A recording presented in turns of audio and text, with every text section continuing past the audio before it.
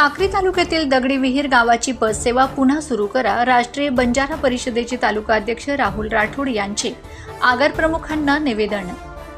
दगडी विहीर गावातील 75 वर्षांनंतर प्रथमतः ही बस सेवा चालू झाली होती, पण काही कारणास्तव ती बस सेवा बंद करण्यात आली.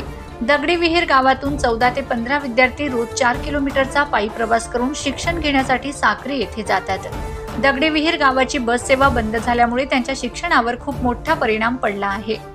म्हणून ही बस सेवा लवकर सुरू करण्यात यावी असे निवेदन आगार प्रमुखांना विद्यार्थ्यांनी व राष्ट्रीय बंजारा परिषदेचे तालुका अध्यक्ष यांनी निवेदन दिले आहे व आगार प्रमुखांनी 22 तारखेपर्यंत त्यांच्याकडून मुदत मागितली. 22 तारखेनंतर आम्ही दगडी विहीर या गावासाठी बस सुविधा चालू करू.